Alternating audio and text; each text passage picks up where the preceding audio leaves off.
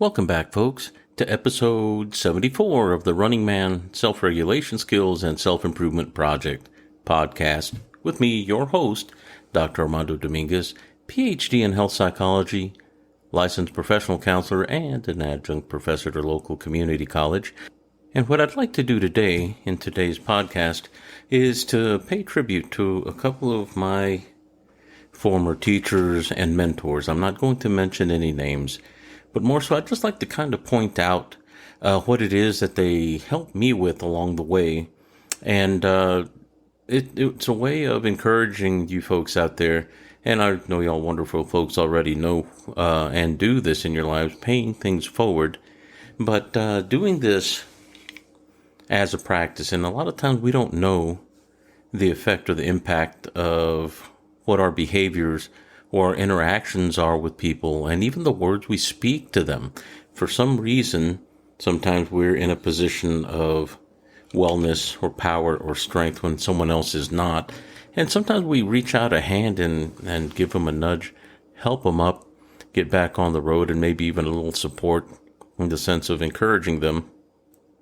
And it may seem a little of nothing that we might do as far as our expenditure, other than the fact that we may extend some compassion and maybe some understanding and patience with somebody.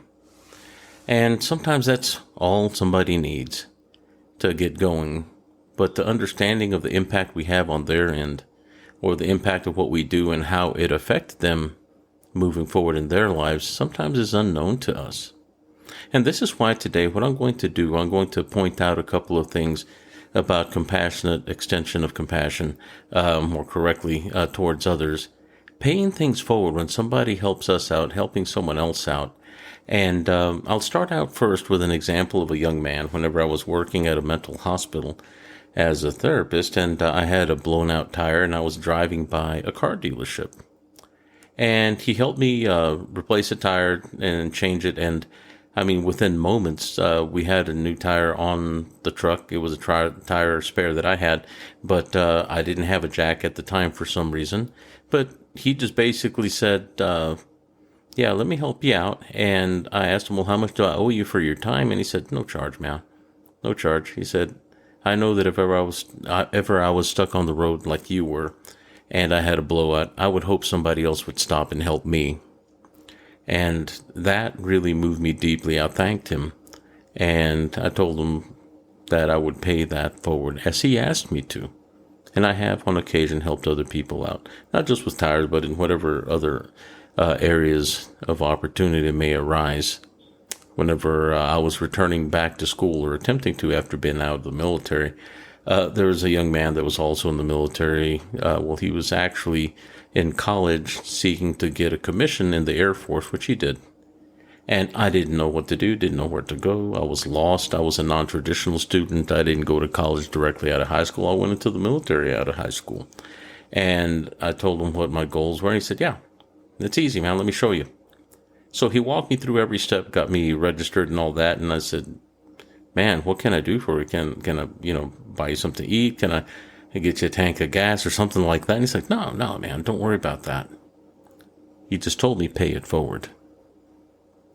So now anytime anybody needs a referral letter or reference, this sort of thing, whether they want to get into a college program, and there are many that are licensed now throughout my state that have requested that, and I do so promptly.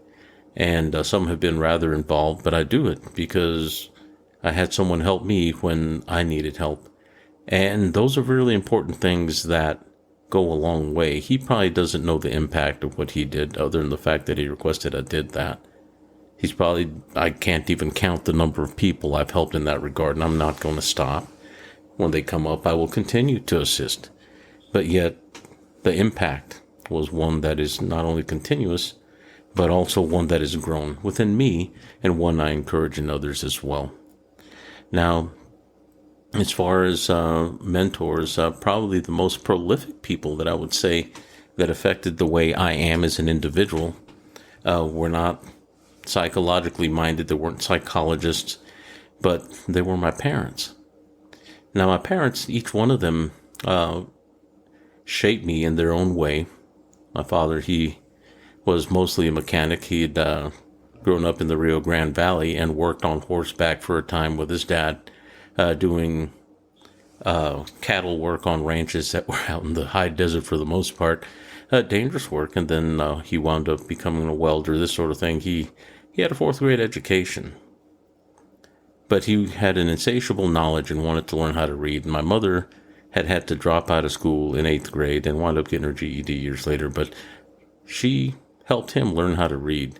And that man, whenever I would see him, rest his soul, he passed in 2006, he always had books in his hands, whether it be about chuck wagon cooking, his kind of thing. He liked the cowboy thing, among other things. He always had a book with him, magazines.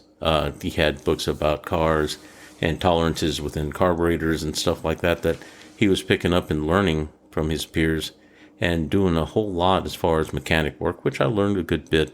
How to change tires, how to replace spark plugs, and among other things. I did quite a bit of that sort of grease monkey work with him, and often he probably wished that I had gone that route as far as profession, but he didn't understand the direction of psychology, and he was always worrying whether or not I was wasting my time, because he didn't understand that fully as far as being a viable career, but he understood I was trying to find my way, as he did as well. My mother was also a great influence and mentor on me, in the sense that she always encouraged us to read, and she never discouraged us from finding books, looking at books, encyclopedias, and asking questions, even if they were awkward. She would take us to the library. We had our library card since we were very young, and those are still things that I find comfort in a library. I find comfort around books and having books, not for the sake of having them, but rather having knowledge. And I have a rather extensive martial arts library that I started gathering when I was age 14. When I was old enough to work, some of my first acquisitions were books on martial arts, magazines on martial arts, this sort of stuff, and also other things. But the idea is that by their example, not by pushing us, my sisters and I, but by example and encouraging us and not discouraging us from seeking information and knowledge. This is how we started developing this idea and this love of reading and seeking knowledge and asking questions, even if there were imponderables. Like, well, do we think aliens exist? Is that such a crazy thing? Well, apparently our science is seeking that out. And no, not so crazy. But thinking outside of the box and not necessarily always thinking along the lines that everyone else does. So I appreciate them for instilling that. And also sometimes we would talk about things that were out of the norm, like seeing the starlight under a sky that literally you see no city lights because you're so far out in the woods in the boonies, and experiencing that when they were younger and growing up in simpler, impoverished times, and the little things that gave them pleasure. But it was by their examples and appreciation of things, sometimes simple things, that have mentored me and helped me grow in certain areas that have given me not only patience, but understanding for those things that people may struggle with. And it's not always a lack of money. Sometimes it's a lack of patience. Sometimes it is not having a job, but still having time to show compassion to somebody and not feeling like one is somehow better, but rather remembering that we're not so far from that. And compassion, of course, is a great thing to share. One of my other most prolific teachers was a gentleman that I met in Hawaii when I was stationed there. I won't give his name. He would probably not appreciate me giving that name out, but there were two martial arts teachers that I had, but the one that probably had the most prolific impact on me was the person that I learned Yi Li Chuan Kung Fu from, and this was a very complete system, and it also encompassed an enlightenment system within it, so meditation, self-healing type stuff, in addition to the fighting aspect. And it actually fed my young soul at the time. I was about 21, probably. I was 21 about the time. So this is about 39 years ago. I was in the military in 1985, got out in 1987, honorably discharged. I was a medic stationed on a big pink hospital on a hill in Hawaii on Triple Army Medical Center. On my duty assignment was an L&D ward, so I saw lots of babies born, scrubbed in on all the C-sections. And the reason I share this is that I was doing these things as a very young man, learning how to make my way. And I was also learning martial arts. I was seeking knowledge. I was seeking know-how, and this gentleman mentored me. And when I left the island, I had only trained with him for a short time. I was still in contact with him by mail, and he probably thought I was going to drop off, and I didn't. We stayed in contact, and we're still in contact now, intermittently now and very infrequently. But he has since retired from the military. And also, I will say that during all those times, during those years, I would let him know once in a while the impact of what it was that he taught me on my life. He was thinking that he was just teaching the martial arts system and hoping that I would preserve some of it. I did. But I also took the life lessons out of it. And some of the life lessons that helped me the most was learning how to use what the Japanese martial artists call hara, or center.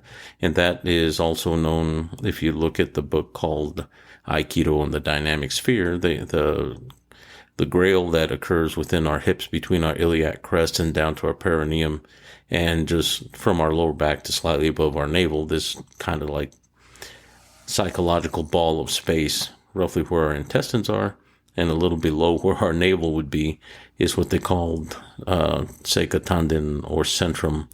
Also, they know it by the term one point in translation. But by being able to breathe in that area, hypogastrically, but also being able to keep one's attention on that area, keeps one from getting overly excited or over panicked when things get stressful. These are some of the things that never stopped serving me. Learning how to breathe through things, not suspend breath, and not allow oneself to get emotionally overcharged. And when things would get scary or difficult or painful, to learn how to breathe from there, hypogastrically. And that is one of the things that I'll never forget, that never stopped serving me. And I always encourage people to try to find what centered means. Centered isn't just a state of being, it is a state of rootedness, wherever one feels immovable, not necessarily clumsily stuck like one would be in the mud up until one's waist, not like that, but rather when one is mobile and stable as well, but also comfortably relaxed, but not easy to topple physically, which gives us a sense of not being easily toppled mentally and emotionally as well. Now, many of his lessons were given to me by letter, so by snail mail over the years. I have a shoebox full of all the letters that he exchanged with me, and he had the patience to write me back. And he once joked in one of his letters, if he were to give me a Chinese name, a question that I asked, it would be Tiger with 1,000 questions. And that was I. Of course, that's not the name you gave me, but I'm just making a joke. But he was also noting that I had a great deal of verve and vigor and desire to learn and know more real knowledge, and more than just stacking academic information, knowledge with meaning and depth, and things that I could rely on that would impact not only my life, but how I lived, what I lived, whatever that direction would be. Now, as I got older, I had other mentors as well that helped me in other areas. And I also had people that kind of saved me. There was a friend that I trained martial arts with, and I had injured my back unloading trucks at Walmart. I was working for that retail establishment while trying to raise a family, being married and keep a household, this sort of thing. And I remember having to go to get steroid injections. It was the most awful thing, and I remember feeling absolutely crippled. It was the worst pain in my life. I was in tears from the excruciating pain. But this friend who had trained with me, he very quickly called me and told me, hey, I have an inversion table. And I didn't know what that was, but he told me about it. You hang upside down. It's helped me. And he didn't have to offer any of that. It was a very expensive piece of equipment. He said, no, come over, pick it up. He put it in my pickup with me, and I drove back. I could barely walk out of the truck and get back into the truck, and I set it up and I started using it. Shortly thereafter, within the week, I was able to walk around the block that my house was on. Shortly after that, I was training again, moving and stepping and walking very frequently. And I've never had a back surgery as a result of that.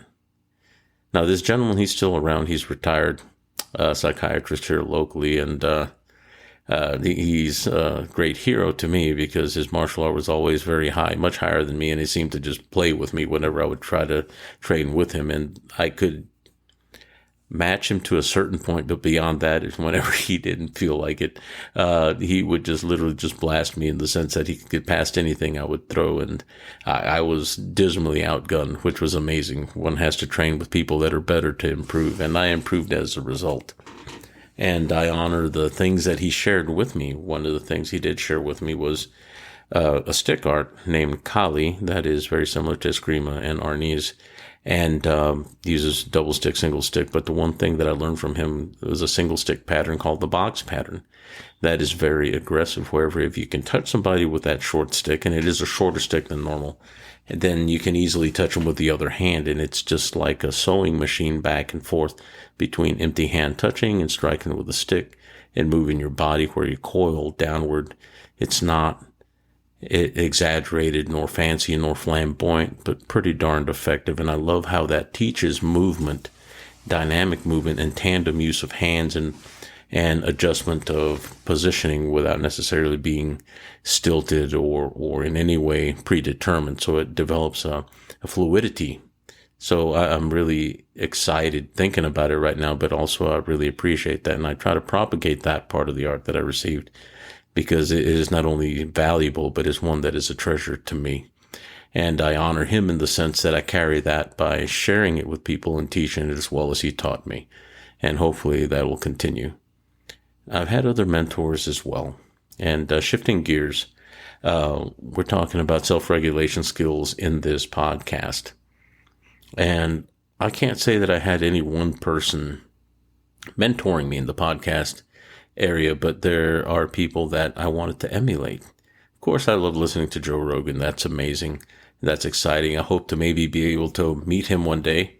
I would love to have a conversation and just sit in with him and just chit chat. It'd be amazing. Jordan Peterson is another. Just the information that he shares and his perspective are not only fascinating, but inspiring, but also he gives a message that is hopeful for people. Not all this doom and gloom, but pretty darn practical and devoid of any unnecessary fat, if you will. So I really like that. But as far as Buzzsprout goes, Pat Flynn, some of his videos are what actually turned me on to the possibility that I could possibly podcast and finding my podcast voice to be able to talk to people.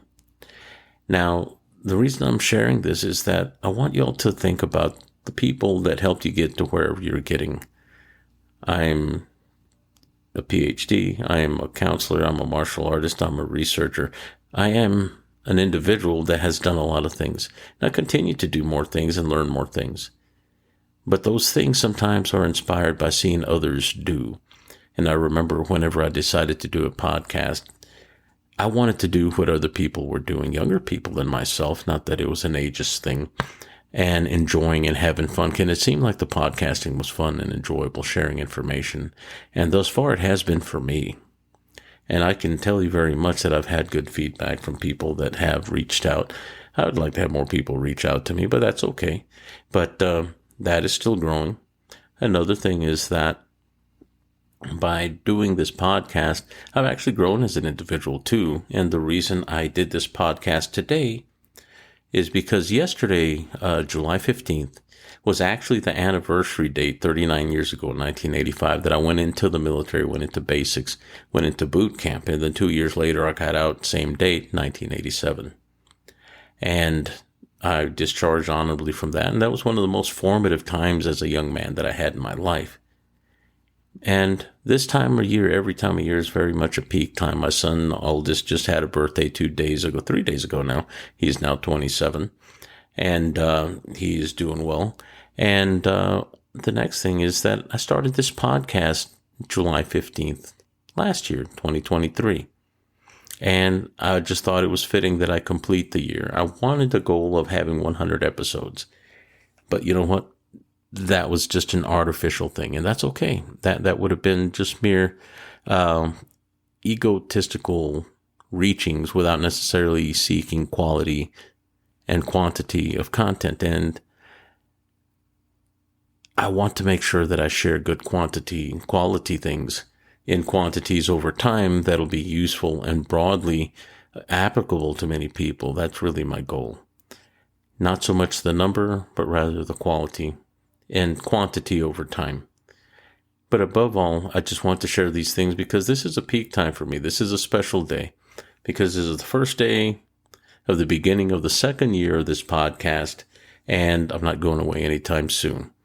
And I will be putting out more podcasts here soon, but I want to tell you thank you for being my reason to do this podcast. I'm reaching out to you, and I only imagine the faces that y'all have. I only imagine the cultures that y'all have and that y'all come from. I only imagine the places that y'all live. And I always look and see my numbers and see where my listeners are, and I try to look up where y'all are listening at, and that gives me such a warm feel inside. Because I know my words have impact and somebody's listening. But not only that, somebody here in West Texas has a heart for you. And I'm going to continue to speak these words because I know somebody out there is benefiting. And thank you all for those of you that have shared my podcast. Thank you all for those of you that have given me feedback, even though y'all may have thought it was harsh. It wasn't. It was actually well expected, taken, and used as it should be as a guideline as to how to improve and share quantity of information, quality of information, and topics that are of interest to y'all. I want to say thank you. And this isn't done just me, even though I'm a one-man show. This is done with y'all because we're all connected. And I hope that one day maybe I get to meet some of you folks.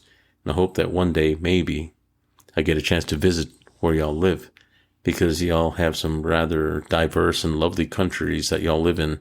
And who knows, maybe I'll be fortunate to meet one of my listeners and share a little tea or coffee. But for now, I want to tell you, take care. God bless. Walk well.